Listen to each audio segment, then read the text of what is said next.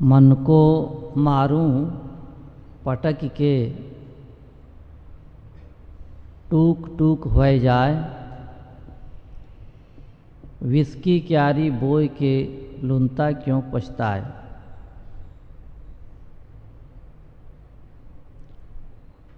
सदगुरु कहते हैं, जी चाहता है कि मन को पटक कर ऐसा मारूं कि वह चकनाचूर हो जाए। विष की क्यारी बोकर अब उसे भोगने में क्यों पश्चाताप करता है।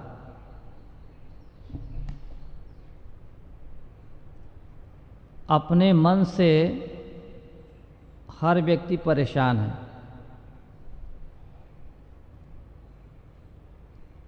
क्यों परेशान है? इसलिए कि मन मानता नहीं है।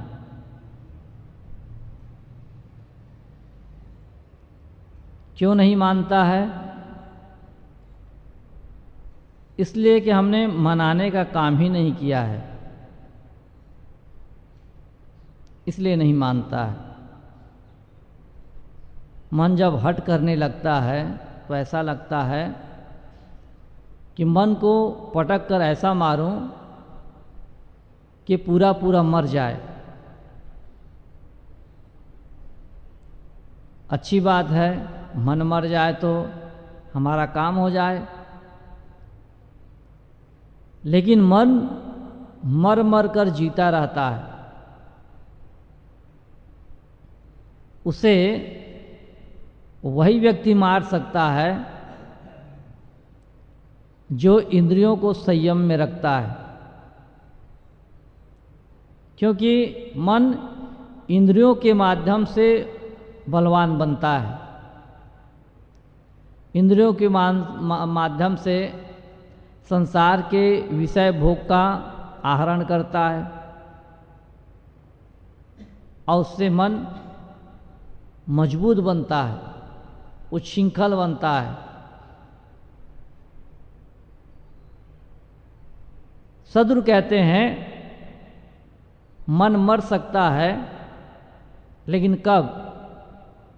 जब इंद्रियां अपने वश में हो जाएं तब। अन्यथा मन कभी नहीं मर सकता। हम किसी पौधे की जड़ पर पानी डालते रहें और कहें कि पौधा मर जाए तो संभव नहीं, क्योंकि पानी मिल रहा है, उसे जीवन मिल रहा है, क्यों मरेगा? ऐसे ही हम मन को जिलाने के सारे काम करते हैं।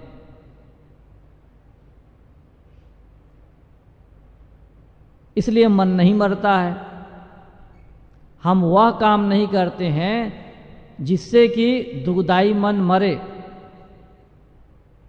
और सुखदाई मन जीवित रहे। हमारे जीवन में हम देख सकते हैं, बहुत कम ऐसी सोच होती है और सोच के आधार पर काम होता है कि दुखदाई मन मर जाए। बहुत कम सोचते हैं। और सुखदाई मन जिंदा रहे, वैसा प्रयास भी नहीं होता है, क्योंकि जैसी सोच होती है उसी ढंग से हमारा प्रयास बनता है। तो प्रयास को क्रियान्वित करने के लिए वैसी सोच की आवश्यकता है। जब तक हमारे मन में यह विचार नहीं आएगा, तब तक उसका क्रियान्वयन हो ही नहीं सकता, और नहीं होगा तो मन हमारा मर नहीं सकता। इसीलिए तो सद्गुरु कबीर ने अथवा अन्य संतों ने कहा कि मन ऐसा पशु है कि थोड़े समय में लगता है कि मन मर गया, और जैसे मुड़कर देखते हैं ऐसा लगता है कि मन पुनः जी गया। जैसे टिटहरी का बच्चा, उसके निकट जाएं ऐसा लगता है कि बिल्कुल मर गया है, जैसा करो वैसा हो जाता है। छोड़ दो, मुड़ के आ जाओ, थोड़ी बार देखो तो उठकर दौड़ने लगता है। बस मन वही है। अब इसको हम कहें कि अन्य अनेक प्रकार के भोग सामग्री देख के अपने वश में कर लें तो कभी संभव नहीं, क्योंकि अनादिकाल से हम यही काम करते आ रहे हैं, उसको देते आ रहे हैं और वो लेते लेते मजबूत हो गया है, ठगने में प्रवीण हो गया है। इसलिए हम जीवन भर पश्चाताप करते रहते हैं कि हमारा मन हमारे वश में नहीं है। सद्गुरु कहते हैं कि मन ही को परमोधिये, मन ही को उपदेश,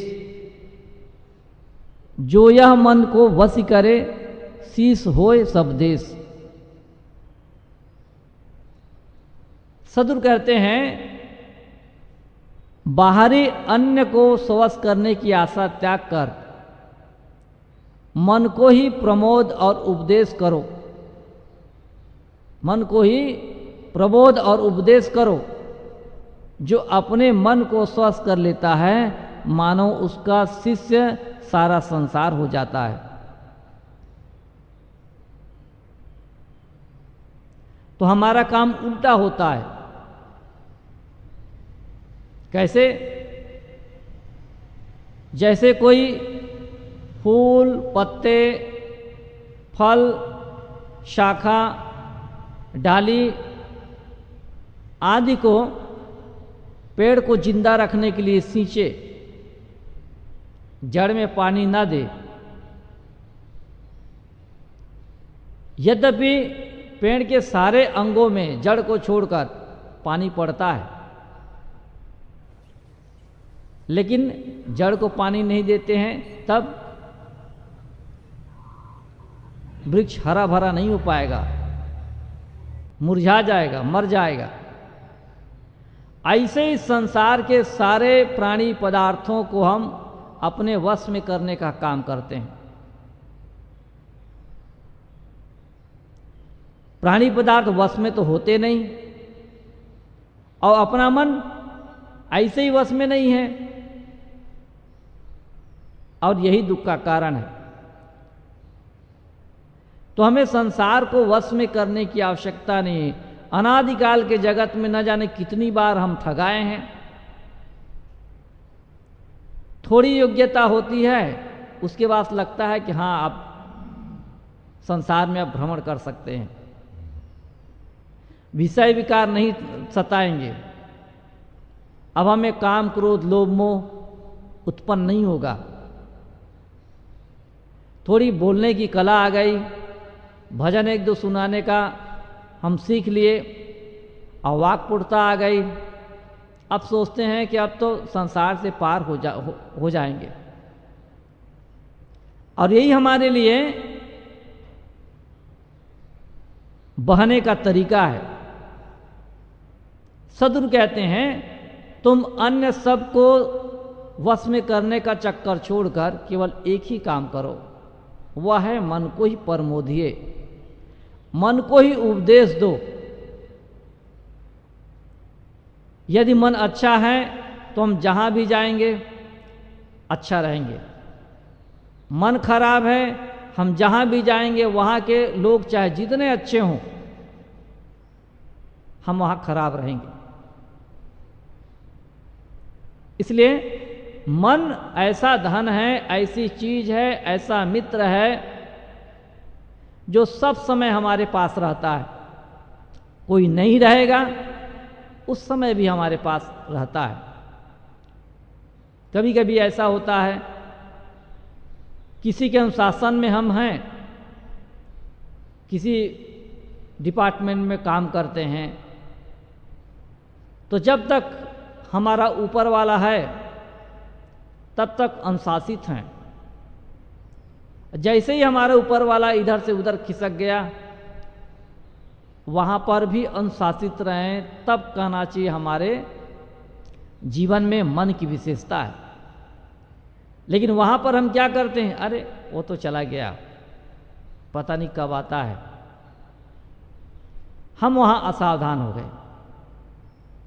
तो वहीं पर खास देखने की आवश्यकता है, जब कोई नहीं रहता है तब उस समय भी हमारा मन रहता है।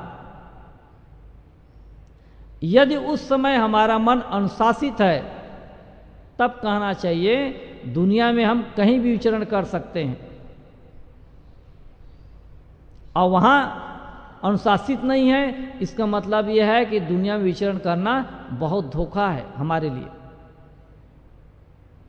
हम नित्य के अपने मन को देख सकते हैं। जब हम अकेले होते हैं तो कितनी असावधानी में होते हैं।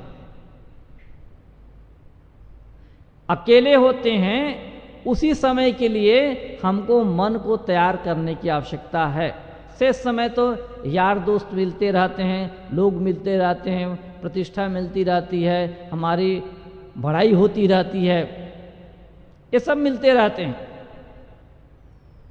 मन क्या चीज़ है कि जब हम अकेले हों उस समय मन हमको प्रसन्नता दे, सारे यार दोस्त की कमी को पूरी करे, उस समय के लिए मन है।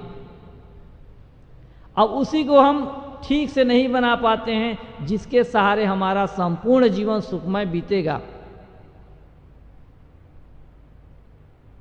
ये वही मन है। अब उसको ठीक से रखने के लिए, ठीक से बनाने के लिए, ठीक से अनुशासित करने के लिए हमारे मन में कोई शौक नहीं है, तो गुरु क्या करेगा? दुनिया में कोई ऐसी ताकत नहीं है जो हमारे मन को ठीक कर सके। और हम ऐसे बेभान हैं, जिस मन के सहारे संपूर्ण जीवन सुखमय जिया जा सकता है, उसी मन को खराब करने के लिए, अनुशासित नहीं करने के लिए हम सब समय चक्कर में रहते हैं। इसके मूल में क्या है? इसके मूल में संसार का प्रलोभन। अभी तक हमें ठीक से बोध नहीं हुआ है कि संसार, अभी तक संदेह है हमारे मन में। क्या संदेह? संसार से सुख मिलेगा। अभी भी संदेह है। भले हमें लगता है कि हमें बोध हो गया है, लेकिन मुझे नहीं लगता है कि हमें बोध हो गया है। हमें यही लगता है कि संसार से अभी सुख मिलने की आशा है। क्यों? हमारी गतिविधि संपूर्ण रूप से कह देती है, हमारी वाणी नहीं कह पाती है। बस इतना अंतर है। तो सब काम का एक काम है। सद्गुरु कहते हैं मन ही को प्रमोदिए, और दूसरा काम तुम मत करो, और कोई दूसरा हमारा मन हमारे वश में कर देगा, इस आशा को भी त्याग दो। अपने बाहुबल का भरोसा करो और अपने पास जो मन है उसको सुंदर से सुंदर बनाकर उसके साथ सुखपूर्वक जियो। इसीलिए कहा जाता है हमारी सारी गतिविधियों में सुंदरता निखरनी चाहिए। सेवा का अवसर दिया जाता है, किसी भी प्रकार का सेवा। इसका मतलब क्या है?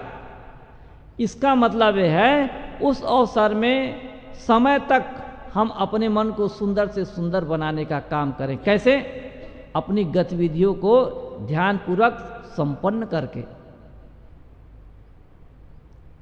लेकिन हम सोचते हैं वहां भी हमारे जीवन में मटर गश्ती आ जाती है, और इसीलिए बुढ़ापे तक उसी प्रकार का हमारा मन हमारे पास रहता है और अंत में हम रोते हैं। बुढ़ापा में कौन रहेगा आपके पास? कोई नहीं रहेगा। दवा देने वाला होगा तो वह भी दवा देकर चला जाएगा, दाना पानी देने वाला रहेगा वह भी दाना पानी देकर चला जाएगा। उस समय बात याद आती है। अभी पूछें साधु शरण साहब जी से तो कच्चा चिट्ठा सब पता चल जाएगा। ऐसे ही हमारी गति होगी। केवल उन्हीं की बात नहीं है, वे बूढ़े हैं इसलिए मैं कह दे रहा हूं कि उन्होंने क्या पाया है, अपने लिए क्या कमाया है, अपने लिए क्या संग्रह किया है, वो जानते हैं। कहीं ऐसा ना हो जाए धोखे में कि हम भी उन्हीं की तरह रहें, तो जीवन खराब हो जाएगा। इसलिए आज का अवसर है, जितना सुंदर से सुंदर हम अपने मन को ठूक पीट के बना सकते हैं, कल वो दिन नहीं रहेगा। सद्गुरु कहते हैं जो अपने मन को वश में कर लेता है, पूरा संसार उसका शिष्य हो जाता है, पूरा संसार। मन गोरख मन गोविंद, मन ही अवघड़ सोय, जो मन राखे जतन करी आपे करता होय। सद्गुरु कहते हैं मन की दृढ़ता से ही गोरख जैसे योगी बन जाते हैं, मन के पुरुषार्थ से ही मनुष्य भगवान कहलाता है, और मन को बिगाड़ कर लोग अवघड़ बन जाते हैं। यत्नपूर्वक जो मन को स्वस्थ रखता है वह स्वयं ईश्वर है।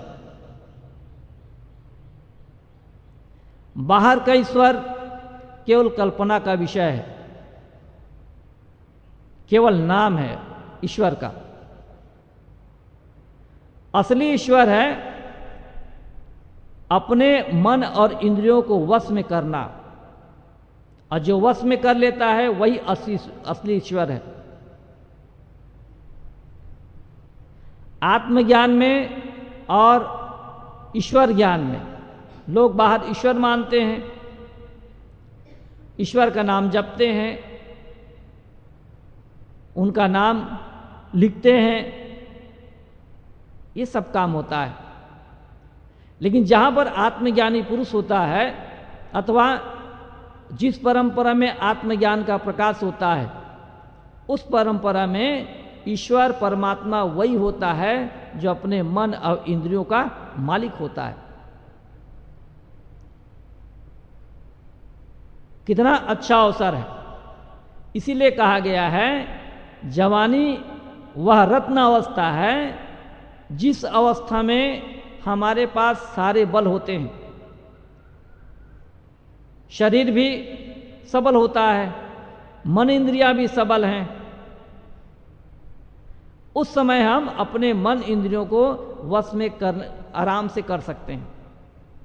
इसलिए कहा गया है जो कुछ भी काम विकास को प्राप्त होता है वह जवानी में ही होता है। जवानी में सारे बल एकत्र होते हैं हमारे पास, लेकिन बुद्धि जब खराब होती है तो हमें ये बल कहाँ ले, ये बुद्धि हमें कहाँ ले जाती है? गलत दिशा में। इसलिए जो खुरापाती होते हैं वो सारे बल का उपयोग किसमें उपयोग करते हैं? वो खुरापाती क्रियाकलाप में करते हैं, क्योंकि बुद्धि खराब है। लेकिन हम लोग की बुद्धि खराब नहीं है, हमारी बुद्धि अच्छी है। बस अच्छी बुद्धि के अनुसार अपने मन इंद्रियों को नियोजित करने की आवश्यकता है, जैसे कि गोरख ने किया और दुनिया में योगी के नाम से प्रसिद्ध हो गए। और भी पुरुष हुए हैं जिनको रीझ कर हमने भगवान की उपाधि दी कि हमारे ईश्वर हैं, हमारे परमात्मा हैं। और इन्हीं लोगों में, ऐसे लोगों में जिनकी बुद्धि बिगड़ गई, वो अवघड़ कहलाए। अवघड़ कच्चा मांस भी खा लेता है, दारू भी पीता है, और कहते हैं कि यही हमारे योग साधना के बल हैं। अखाद्य को खाना, अपेय को पीना, यही उनका काम है। कुल मिलाकर कहने का मतलब है जब हम अपने मन को बिगाड़ लेते हैं तो कहना चाहिए सबसे बड़ा दुश्मन और प्यारा दुश्मन हम हमारे हो जाते हैं। अपने को बिगाड़ने वाले हम हैं, दूसरा नहीं है। दूसरा केवल सहयोगी है। कैसे? जैसे हम विक्रम बैठते हैं या फिर बस बैठते हैं, वह बस हमें दारू भट्टी से गुजारते हुए आगे ले जाती है, संगम भी ले जाएगी और बहुत जगह से पार करते हुए अंतिम छोर तक ले जाएगी। उसका काम है ले जाना, हमारा काम है उतरना। हम कहाँ उतरना चाहते हैं हम पर निर्भर करता है। इसी प्रकार ये हमारे मन की बात है। मन को कैसा बनाना है, कैसा रूप देना है, ये हमारे वश की बात है। जैसा चाहें वैसा हम अपने मन को बनाएं, लेकिन याद रखें वही मन हमारे साथ रहेगा। गलत बना है इसका मतलब वो ये नहीं मानेगा कि तुमने बनाया है तो तुम्हारे साथ हूं तो मैं ऐसा काम करूं जिससे तुमको दुख ना हो। ऐसा नहीं, मन को जैसा बनाया है उसी प्रकार से वो सेवा करेगा। यदि मन को हमने डंडा मारना सिखाया है तो हमारे साथ रहेगा तो हमें भी डंडा मारेगा। यदि उसे प्रेम करना सिखाया है, लोगों से सही बात बर्ताव करना सिखाया है तो हमारे साथ रहेगा तो हमसे वही बर्ताव करेगा। यह है मन। इसलिए सारी बातों को छोड़कर हमें केवल एक काम करना है, वह है अपने मन को वश में करना, मन को सुंदर बनाना, क्योंकि वही हमारा संपूर्ण जीवन है। जैसा बनाएंगे उसी प्रकार से मन हमारी सेवा करेगा। मन मोटा मन पातरा, मन पानी मन लाए, मन के जैसी उपजे तैसी ही वह जाए।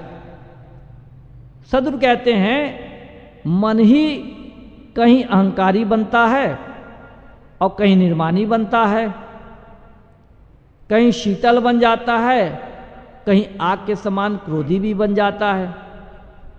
हृदय में जैसी भावना उत्पन्न होती है वैसा ही मन हो जाता है। अभ्यास का मतलब यह होता है कि जिस बात को हम अपने जीवन में ढालना चाहते हैं उस बात का पुनः पुनः रिपीटेशन हो, बार बार उस बात को हम दोहराएं, उस बात को रटें, अर्थात जीवन में आचरण में उतारें। जैसे एक बार दो बार के चलने से जमीन पर घास जो लगी हुई है, हम चलते हैं तो राह नहीं बन जाती है एक बार दो बार के चलने से। अनगिनत बार उस पर चला जाता है, तब कहीं उस राह की घास मरती है और एक लीक बनती है, एक रास्ता बनता है।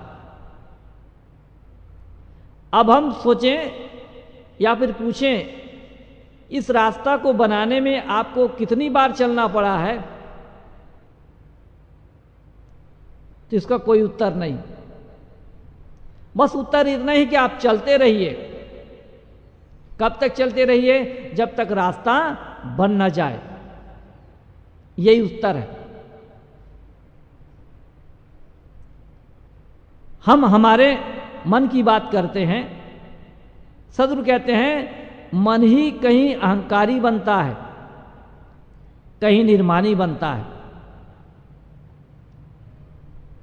मन के अनुकूल बन जाता है, मन के अनुकूल प्राणी पदार्थ मिल जाते हैं, संसार मन के अनुकूल हो जाता है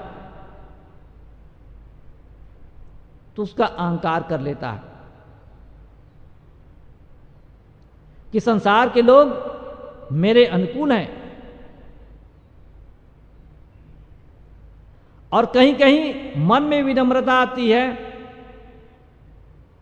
तो वहां पर निर्माणी बन जाता है, सरल बन जाता है, शीतल बन जाता है। और कहीं कहीं मन आग के समान क्रोधी भी बन जाता है। देखें कि मेरे मन के अनुकूल नहीं हो रहा है, तो वहां पर मन की अनुकूलता को ग्रहण करने के लिए, पाने के लिए वो क्रोधी भी बन जाता है, आग बबूला हो जाता है। सद्गुरु कहते हैं हृदय में जैसी भावना उत्पन्न होती है वैसा ही मन हो जाता है। भावना प्रधान ये मन है, इसलिए हमें क्या करना है, इसमें अच्छी भावना उत्पन्न करें। भावना कौन उत्पन्न करता है? हम उत्पन्न करते हैं। इसलिए भावना पर हमें ध्यान देने की आवश्यकता है कि कैसी भावना आपकी होनी चाहिए अपने प्रति। मैंने कहा ना, जब व्यक्ति अपने प्रति अच्छी भावना रखता है तो उसी अच्छी भावना से दूसरों की भी सेवा हो जाती है। अलग से दूसरों के लिए अच्छी भावना रखने की आवश्यकता नहीं है। उसी अच्छी भावना से दूसरों के साथ भी अच्छा बात बर्ताव किया जा सकता है। लेकिन हमारे पास अच्छी भावना नहीं है, तब ना हम अपने साथ अच्छा जी सकते हैं और न दूसरे के साथ। मूल रूप में है हम अपने साथ जीते हैं जैसा, वैसा ही दूसरों के साथ जीते हैं। जैसा हमारा मन है वैसे ही दूसरों के साथ हम जीते हैं। अब रही बात, तो क्या मन को वैसे ही रहने दें या उसमें कुछ सुधार की संभावना है? यदि मन को वैसे ही रहने देते हैं तब कोई बात नहीं, और लगता है मन को सुधारा जा सकता है, जीवन को सजाया और संवारा जा सकता है, तब उसमें पुरुषार्थ करने की आवश्यकता होती है। और इस पुरुषार्थ से प्राय हर व्यक्ति भयभीत है। क्यों? पुरुषार्थ करेंगे, अपने स्वभाव को अच्छा बनाएंगे, तो इस स्वभाव को अच्छा बनाने में इस मार्ग में नाना प्रकार की कठिनाइयां हैं। नाना प्रकार की कठिनाइयां, अधिक से अधिक मेहनत करनी पड़ेगी। मेहनत कितनी करनी पड़ेगी? गुरुजी कहा करते थे, जैसे कोई गेहूं या धान काटता है तो काटते समय यह नहीं गिनता कि कितनी बार हमने हंसिया चलाया, वो गिनता नहीं है, काटता चला जाता है। कब तक? जब तक खेत की फसल कट ना जाए। ऐसे ही अपने स्वभाव को जब सुंदर बनाना है तो इनमें हमें जो पुरुषार्थ करना है, पुरुषार्थ अधिक से अधिक करें। अधिक से अधिक पुरुषार्थ करेंगे तो उससे गलत रिजल्ट नहीं आएगा, अच्छा रिजल्ट आएगा। और जितने भी चमके हुए आदमी हैं संसार में, चाहे किसी भी क्षेत्र का आदमी हो, उसके मूल में क्या है? उसके मूल में पुरुषार्थ। अब पुरुषार्थ ने ऐसा रंग दिया कि मानो संसार के सारे लोग रिझ गए उसकी सुंदरता से। ये नहीं कि सकल सूरत से उतने सुंदर थे, जीवन से सुंदर थे, इसलिए संसार के लोग उस पर रिझ गए। उसका नाम है सुंदर। अब हम सोचते हैं कि थोड़ी सी मेहनत की और देखते हैं अच्छा कितना आया, देखते तो हैं। ये हमारी नजर होती है। हम ये नहीं देखते हैं चाहे अरे जो आना रहेगा आएगा, अधिक से अधिक हम जानते हैं कि इसको करने से ऐसा होता है, तो अधिक से अधिक मेहनत करेंगे तो कभी ना कभी तो रिजल्ट आएगा ही, परिणाम आएगा ही। और पुरुषार्थ करते हैं तो रिजल्ट हमारे पास आता है। एक चीज और धोखा है संसार में, जितने भी अनुकूल प्राणी पदार्थ हैं ना संसार में, ये सब धोखा हैं। अब इस धोखे में पड़कर, अनुकूलता में पड़कर हम अपने मन को वश में करना छोड़ देते हैं, अपने इंद्रियों को वश में करना छोड़ देते हैं, अपने जीवन को सुधारना छोड़ देते हैं इन्हीं के चक्कर में। अब एक समय ऐसा आता है, आदमी के पांव में तो, आदमी के पास तो पांव है, हमारे पास से दूसरी जगह चला जाता है, विचरण करने चला जाता है, अर्थात वो परिवर्तित हो जाता है, बदल जाता है, यहां का वहां चला जाता है। हम सोचते हैं कि देखो उसको हमने कितने प्रेम से रखा था, अब कहीं चला गया, अब उसी के भरोसे हम थे, अब क्या होगा। ये नाना प्रकार की चिंता हम सर पर सवार हो जाती है। संसार में कोई हमारा काम नहीं आता है, काम आने वाला है उसके प्रति विभान है। काम कौन आता है? ये हमारा मन, यही काम की चीज है। और सब काम की चीज है तो बाहरी काम की चीज है। जब भी सुखी होंगे तो अपने मन को सुंदर बनाकर, जब भी सुखी होंगे अपने स्वभाव और आदत को सुंदर बनाकर, जब भी सुखी होंगे तो हम विनम्रता धारण कर। ये क्या है? शाश्वत नियम है। इस शाश्वत नियम को बिगाड़ने का काम हम करते हैं, इसमें विकृति पैदा करते हैं। इसलिए जीवन सुखमय होने के बजाय दुखमय बनता चला जाता है। अंत में हमारे हाथ में कुछ नहीं आता है। जो प्राणी पदार्थ अनुकूल माने थे, जो धन संग्रह किए थे, तो सब यहीं छूट गए और हम गलत मन लेकर इस दुनिया से प्यान कर रहे हैं। मन दाता मन लालची मन राजा मन रंक, जो यह मन गुरु सो मिले, सो गुरु मिले निशंक।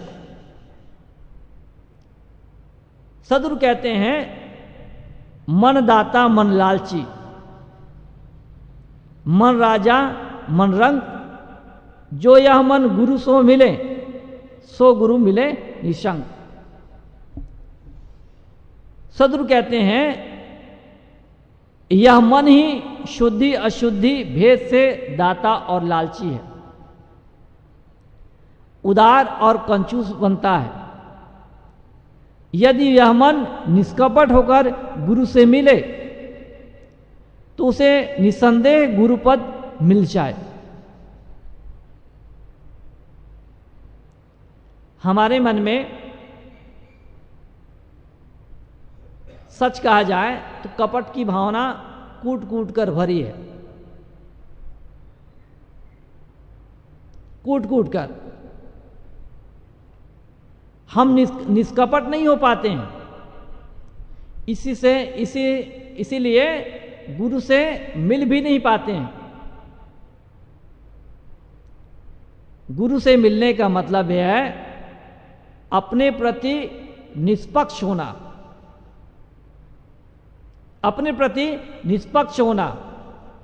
हम सोचते हैं कि अमुक हमारे लिए अनुकूल है और हमारे अनुकूल वह आदमी नहीं है।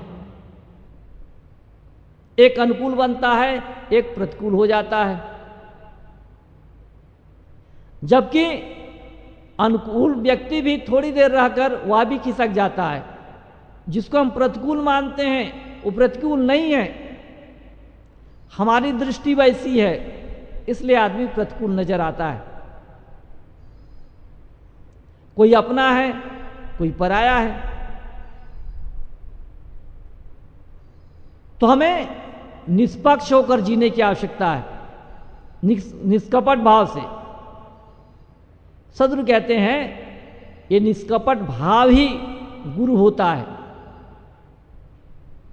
जब आदमी के मन में निष्कपट भाव स्थापित हो गया, कहना चाहिए वह व्यक्ति गुरु हो गया, पक्षपात से रहित। जब मन में कपट है तो लालची है, निष्कपट हो गया, अच्छा हो गया तो दाता बन गया। इसी प्रकार उदार और कंजूस की बात है। तो हम अपने को निष्कपट बनाने के काम करें, क्योंकि संसार में बहुत थोड़े दिन रहना है। और जो भी कपट करते हैं, जिसके लिए कपट करते हैं, वह व्यक्ति भी, वह प्राणी भी संसार में नहीं रहेगा। उसके लिए हम अपना मानते हैं कि मेरे अपने हैं, इसके लिए पक्षपात किया जाए। ठीक है, पक्षपात कर दिए, जिसको अपना माना गया है उसको हम अधिक से अधिक संपत्ति दे दिए, अधिक जो मन को अनुकूल चीज वो दे दिए। लेकिन याद रखें, अनुकूल चीज तो उसको मिल गई जिसको हमने अपना माना, लेकिन उसके लिए हमने जो कपट भाव पूर्वक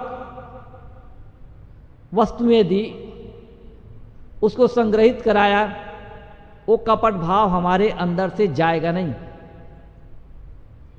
वो बराबर बना रहेगा। और फिर वो आदमी चला गया जिसको हमने दिया, लेकिन कपट भाव मेरे पास रह गया।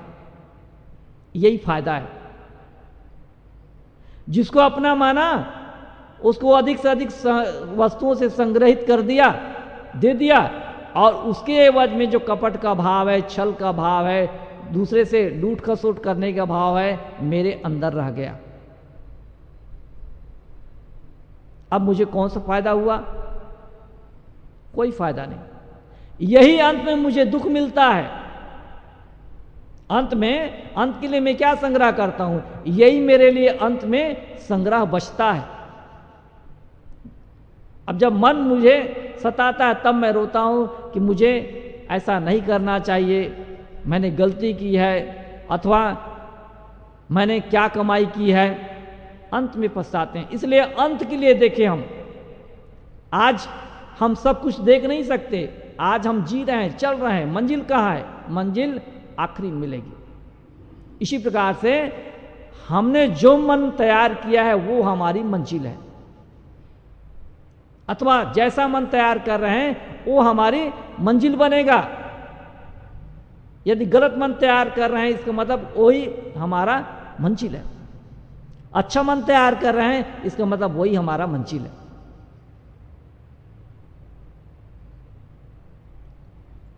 मनुआ तो पंछी भया,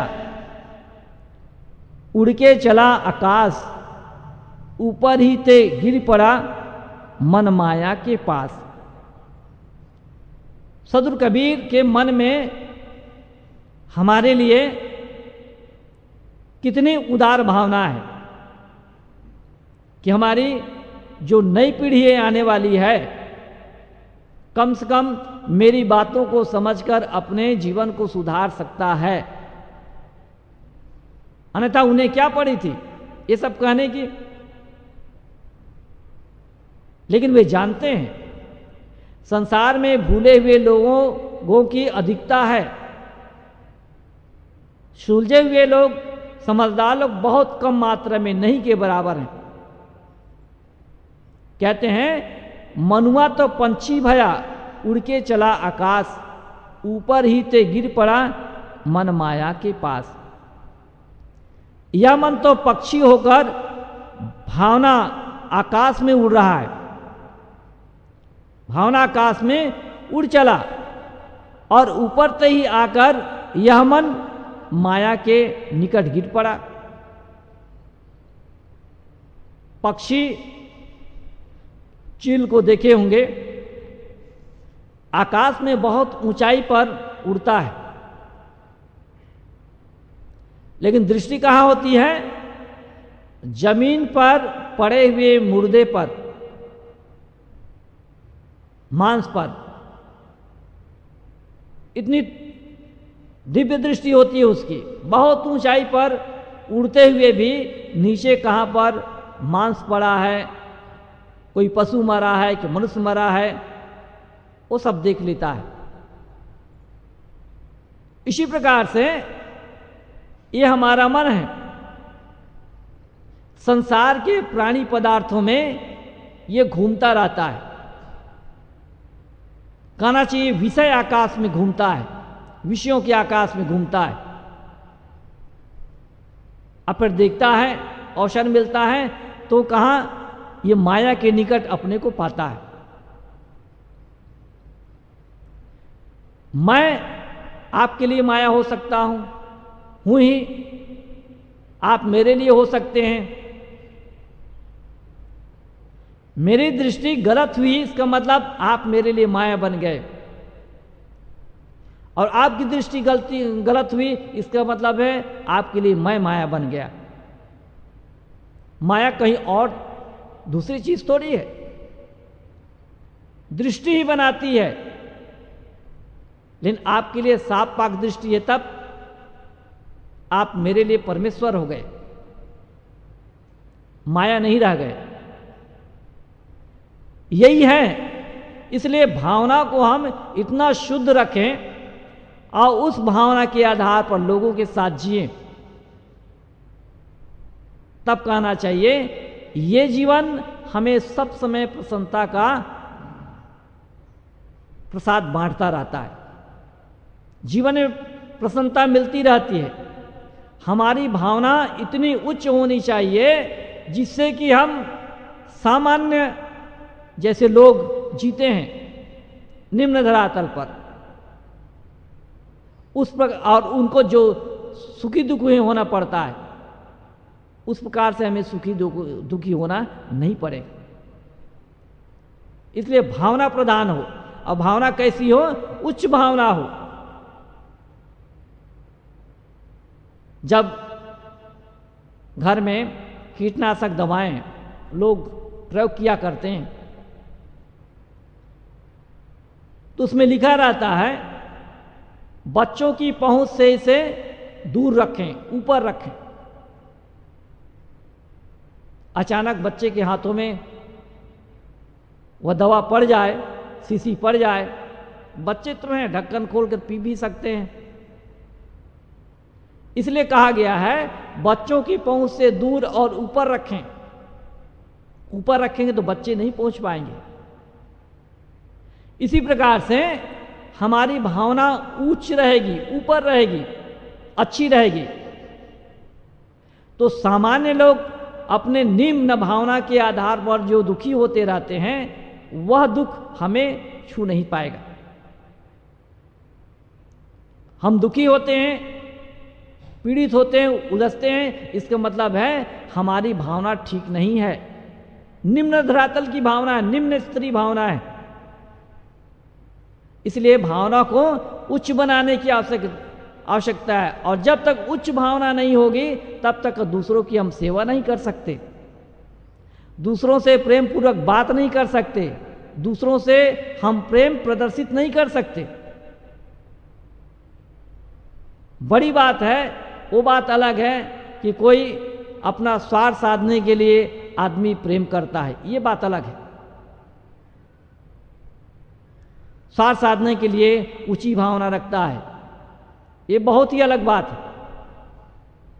जहां पर निष्कपट भाव है और सेवा की भावना है, वहां पर जब आदमी की भावना उच्च हो जाती है तो हर सेवा में वो प्रसन्नता का अनुभव करता है और हर सेवा उसे ऊपर उठाने का काम करती है।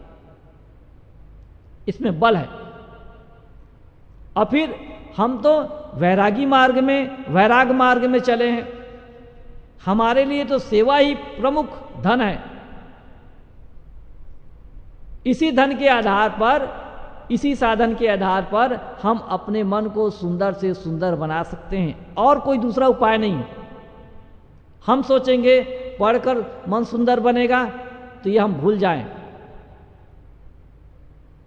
पढ़कर तो मन सुंदर बन ही नहीं सकता।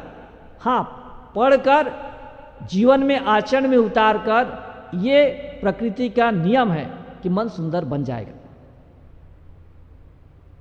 कोई शॉर्टकट ऐसा नहीं है कि हमने किताब पढ़ी और मन सुंदर बन गया, स्वभाव सुधर गया, ऐसा नहीं होता है। होता यह है किताबों से जानकारी मिली, हाँ हमको ऐसा नहीं करना चाहिए, अब देखें उस प्रकार करते रहें, गलत करते रहें, अब बात समझ में आती है कि नहीं ऐसा नहीं करना है। तो महीनों सालों, कई साल के प्रयास में अब वो धीरे धीरे वो स्वभाव छूटता है, अब ऐसा नहीं करते हैं। इसी का नाम है साधना। तब आदमी कहता है देखिए इतने साल हो गए मैं बीड़ी पी रहा था, अमुक महात्मा ने मुझे कहा, अब मुझे भी लगा बीड़ी पीना अच्छा नहीं है। अब उसने संकल्प तो किया है, लेकिन संकल्प करते हुए भी बीच बीच में पी लेता है, क्योंकि राइस नहीं होती है, लेकिन फिर भी कम पीता है। अब एक समय ऐसा आता है, कई साल बीतने के बाद वो बीड़ी पीना बंद कर देता है, यहां तक कि उसकी आसक्ति भी नहीं सताती है। यह है स्वभाव चेंज करने का तरीका। कोई कोई शूरवीर होते हैं जो बहुत जल्दी अपने स्वभाव को बदल लेते हैं, ऐसा भी देखा जाता है। और कई ऐसे कमजोर व्यक्ति होते हैं जिनको बहुत समय लगता है। कई ऐसे कमजोर होते हैं जो संकल्प लेते हैं लेकिन छोड़ नहीं पाते। लेकिन हम लोग इतने कमजोर नहीं हैं कि जो चाहें जो ठाने और ना कर पाएं।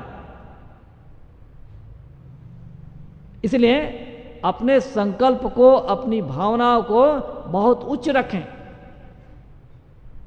और जब तक हमारी भावनाएं, हमारा संकल्प उच्च नहीं है, तब तक हम कुछ भी नहीं कर पाएंगे। और फिर हमारा साधु का वेश है, सब लोग उच्च दृष्टि से देखते हैं, तो हम अपने क्रियाकलाप को, अपने मन को उच्च क्यों न रखें। जैसी उनकी हम पर निगाह होती है, जैसी उनकी हम पर दृष्टि होती है, काश उसी प्रकार से अपने मन इंद्रियों को व्यवस्थित करके हम उच्च हो जाएं, तब दोनों की एकता जम जाएगी।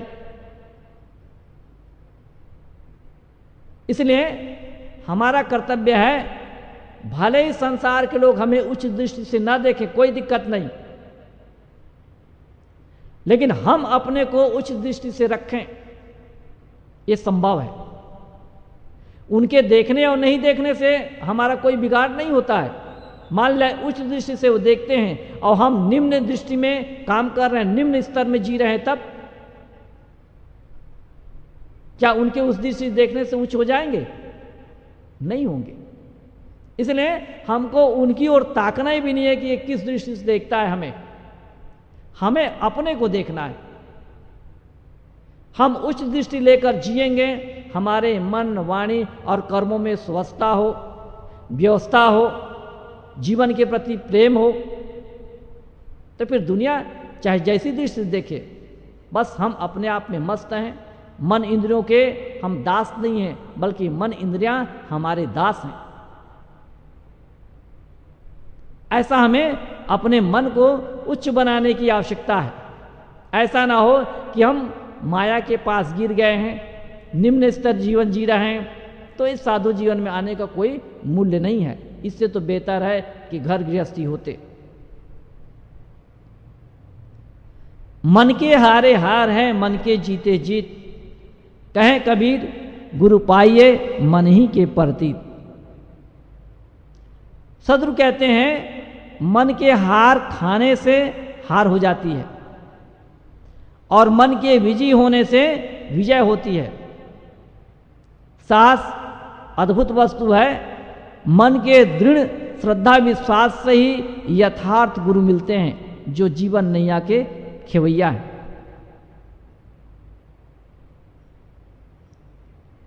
सदगुरु यहां पर मूल बात बता देते हैं, मन के हारे हार है, मन के जीते जीत। इसलिए मन को कभी भी हारने वाला ना बनाएं, मन को जीतने वाला बनाएं। एक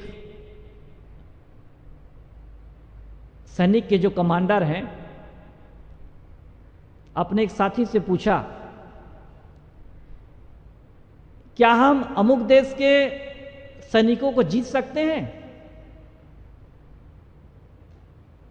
तो कमांडर ने क्या कहा, एक बार और बोलो। तो उसने कहा, क्या हम अमुक देश के सैनिकों को जीत सकते हैं? तो कमांडर ने कहा, तुम्हें संदेह है इसीलिए तुम सकते हैं ऐसा लगाते हो, अपने आप पर संदेह है। कमांडर ने कहा, जीत सकते हैं और निश्चित जीत सकते हैं, इसमें क्या संदेह है?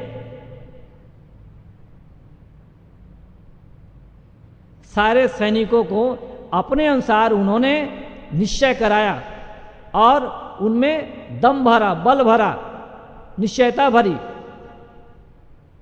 यद्यपि विरोधी देश के सैनिक अधिक थे, लेकिन फिर भी ये जीत गए।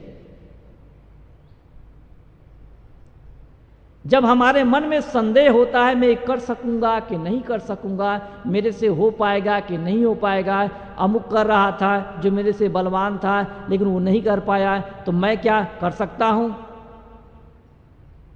ये हमारे मन में अनेक प्रकार के संदेह चलते रहते हैं। लेकिन सद्गुरु कहते हैं मन के हारे हार है, मन के जीते जीत। मन में संदेह है तो हार निश्चित है, मन में संदेह नहीं है तो जीत निश्चित है। हमारे मन में होता है कि अमुक सेवा का काम हम कर पाएंगे कि नहीं कर पाएंगे। कई बार ऐसा भी होता है हमें लज्जा आती है। कैसे लज्जा आती है? जैसे यहां है, झाड़ू लगाएंगे, कोई दूसरा देख ना ले। सड़क पर झाड़ू लगाएंगे, अरे अपनी सड़क है, अपने आश्रम का सामने है, सब अपने अपने घरों के सामने झाड़ू लगाते हैं, शर्म की क्या बात है? शर्म आएगी तो साफ सफाई नहीं हो पाएगी, बर्तन मांजेंगे तो शर्म आएगी। कहना चाहिए कुल मिलाकर कोई आए गए मेहमान आएंगे, आसन लगाएंगे, शर्म आएगी। अनेक प्रकार के संदेह हमारे मन में चलते रहते हैं। बस इन्हीं संदेहों को काटना हमारी साधना है। और जब नाई को बाल बनाने के लिए सिर दे दिया है तो इधर उधर करने की क्या बात है? जब आदमी मुसलमान बनता है तो खतना कराने में क्या दिक्कत है? तो क्या मुसलमान बनेगा, खतना कराना वो छोड़ देंगे, करना छोड़ देंगे क्या? वहां तो जबरदस्ती खतना करेंगे। इसी प्रकार से जहां रहते हैं, जैसी परिस्थिति मिलती है, वहां के अनुसार निभना, ये सबसे बड़ी सुखदायी स्थिति है।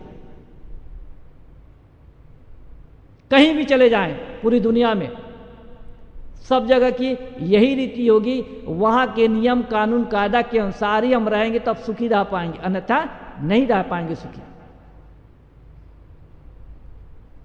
मन वही के अनुसार बनाना होगा हमें। और हर व्यक्ति जो समझदार होता है वही के अनुसार अपना मन बनाता है। मुसलमान बन गए तो यहां राम रहीम, राम राम, कृष्ण कृष्ण कहते थे, वहां खुदा खुदा कहते हैं। वहां कृष्ण कृष्ण राम राम नहीं चलता है। वहां विदेश गए, इंडियन पैसा लेके चले हैं तो इंडियन रुपया चलेगा क्या? वहां नहीं चलेगा, वहां का रुपया चलेगा।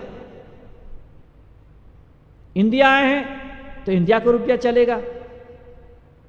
ऐसे ही जो जहां पर है, जिस स्थिति में है, उस स्थिति में यदि अपने आप को संभाल लेता है, अपने आप को संदेह से रहित कर लेता है, डगमग से, डगमगाने से वो दूर हो जाता है, तब कहना चाहिए उसका जीवन अच्छी दिशा में लग सकता है और कहना चाहिए अपने मन से जीत सकता है। सद्गुरु कहते हैं मन जब हार जाता है किसी बात के लिए तो हम भी हार जाते हैं, हम सफल नहीं हो पाते हैं। और मन जीत जाता है तो निसंदेह हम जीत जाते हैं। सद्गुरु कबीर कहते हैं, कहें कबीर गुरु पाइए मन ही के प्रतीत। मन के दृढ़ श्रद्धा विश्वास से यथार्थ गुरु मिलते हैं। अब यहां तो हमें पारखी गुरु मिले हैं। पारखी गुरु मिलते हुए भी हम उन पर श्रद्धा ना करें, उन पर विश्वास ना करें, तो यहां रहने का कोई मूल्य नहीं। जहां रहते हैं वहां के लोगों के प्रति श्रद्धा हो, प्रेम हो, बड़ों के प्रति विश्वास हो, आपस में तालमेल हो, ये सुख के बड़े साधन हैं। हमें बहुत आत्मीय बोध है, रहनी भी अच्छी है, लेकिन आपस में तालमेल नहीं है, लोगों के साथ सुंदर व्यवहार नहीं है, सुंदर बर्ताव नहीं है, तो हमारा बोध क्या करेगा? बोध कुछ कर नहीं सकता। बोध के साथ साथ जिन लोगों के साथ रहते हैं, चाहे घर हो, चाहे आश्रम हो, चाहे और दूसरी जगह हो, घर में पत्नी है, बच्चे हैं, माता पिता, सास ससुर, इनके साथ हमारी नहीं पटरी बैठती है, इसका मतलब जीवन में कभी सुखी हो ही नहीं सकते। इसलिए चाहे जिस विधि से पटरी बैठे, उनके साथ हमें पटरी बैठाने की आवश्यकता है। यही संसार का नियम है सुखी होने का। और जो इसकी विपरीत चलता है, इसका मतलब है प्रकृति के सामाजिक नियम के विपरीत चलता है, और विपरीत चलकर उसको सुखी होना कभी संभव नहीं। इसलिए अपने जीवन में हम खुद अपने मन को देखें और लोगों के साथ मन मिला के देखें। मन ऐसा मिलाएं कि उनके साथ आपस में हम प्रेम कर सकें, उनको जीत सकें। सदगुरु कहते हैं, मन के हारे हार है, मन के जीते जीत, कहे कबीर गुरु पाइए मन ही के प्रतीत। इसलिए मन को कभी हरेला नहीं बनाना चाहिए। मन में संदेह रखने की आवश्यकता ही नहीं है। संदेह है तो उसको खत्म करें, क्योंकि जब तक आदमी के मन में संदेह रहेगा वो किसी दिशा में सफल नहीं हो सकता। गुरु जी कहते हैं ना, एक आदमी बाजार गया सब्जी लाने के लिए, थोड़ी दूर चला, उसके बाद सोचता है नहीं नहीं नहीं आज नहीं जाएंगे, कल चले जाएंगे। वापिस आ गया, कुछ दूर चलने के बाद कहता नहीं आज ही याद वो आते हैं तो क्या दिक्कत है, कल का टाइम बेकार चला जाएगा। फिर चला, थोड़ी देर में फिर आता है कि नहीं नहीं कल ही ठीक रहेगा। अब देखिए कितना समय उसका पास हो गया, कोई उसमें संदेह रहित नहीं हो पा रहा है उसका मन, संशय है, आज लेंगे कि कल लेंगे, आज लेंगे कल लेंगे, तो क्या ले पाएगा? कुछ ले नहीं पाएगा। इसी प्रकार मन को हमेशा संदेह रहित बनाने का काम करें। इसलिए तभी हम संसार में लोगों को जीतकर, अपने मन वाणी इंद्रियों को जीतकर प्रेम से आराम से सुखपूर्वक जी सकते हैं। प्रेम से बोलिए सद्गुरु कबीर साहेब की जय।